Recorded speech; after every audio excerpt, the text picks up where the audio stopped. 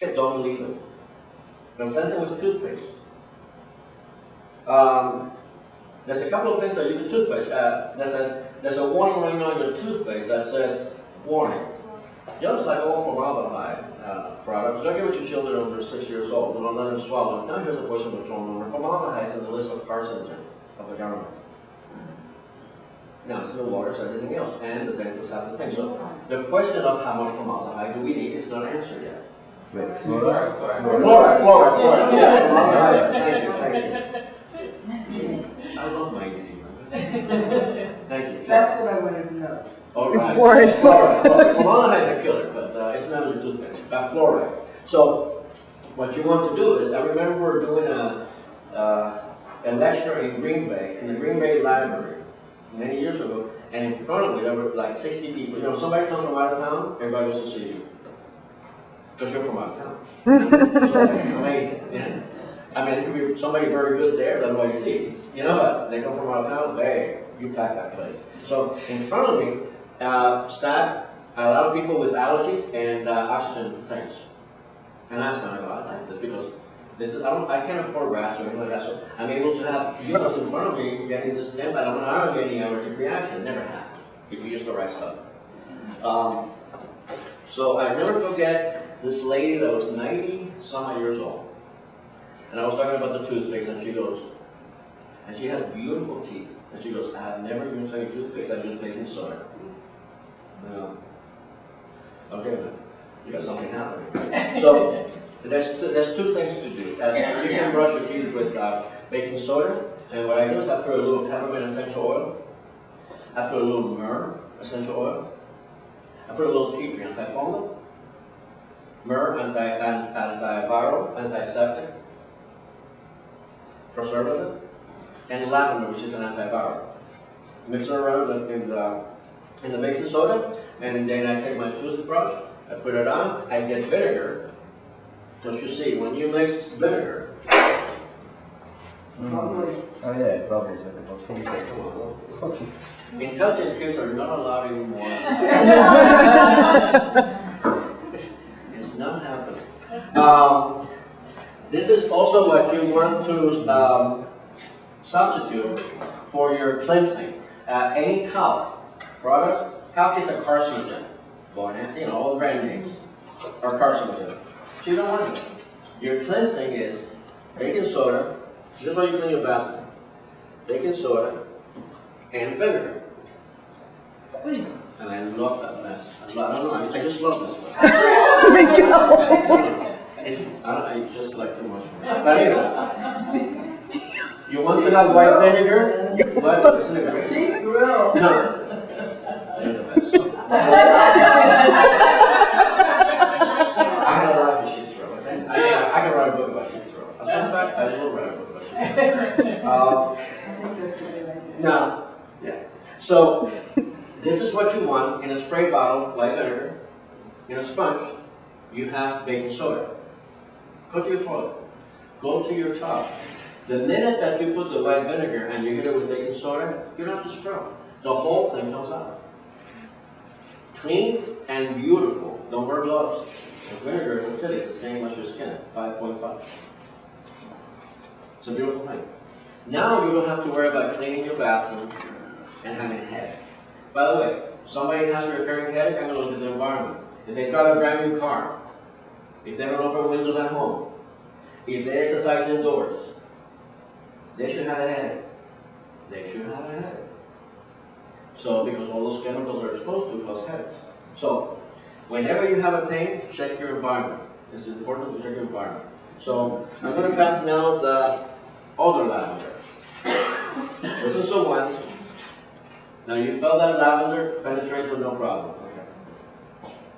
Now, this one, I'm going to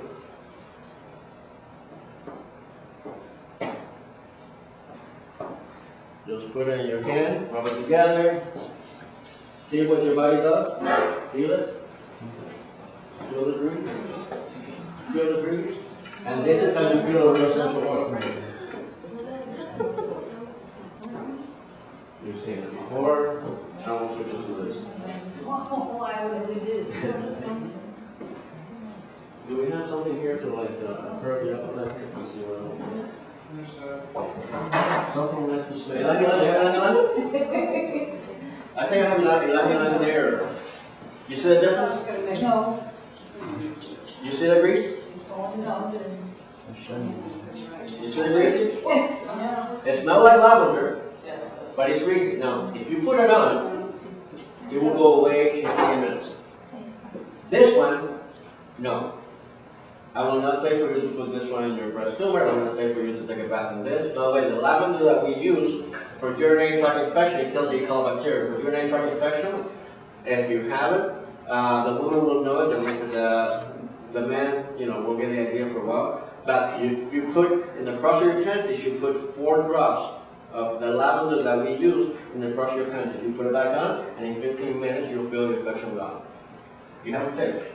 You go home and take a bath and 20 drops of lavender. It's done. Done. Because if you're given an antibiotic, now by the way, if you need an antibiotic, you take it. But if you go the antibiotic route, you're going to mutate that bacteria. It is known. And then you're going to need a big antibiotic, like that. The great thing about not using antibiotics, if I need one, it's going to work great. And that's what you want. You want to save it for a moment that you need. Not every 2 seconds. And even the medical associations don't do it. We're going to do it. So even the antibacterial soap are telling you not to use it because it mutates the bacteria in your kitchen. So you clean with this stuff. Cheaper, nicer, better smell in your home. So that's what you want to do. Now I'm going to do a few things here. And then we're going to work on this. One of the things I'm going to show you how to do is an inhaler.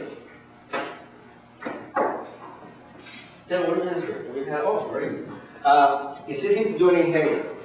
This is, I use this bottle, but you can do it also in a smaller glass, not plastic, in a smaller glass container if you want to do it next to your bed. I'm going to use essential oils that are known scientifically to be antibacterial, antiviral, antiseptic.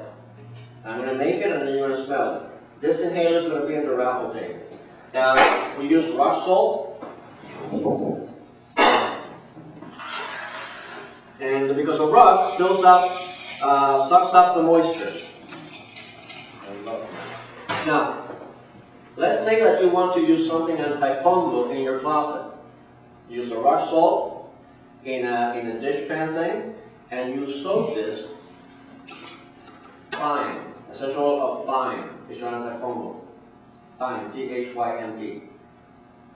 You spray that on a mildew mold, and the next day it's in the floor in powder.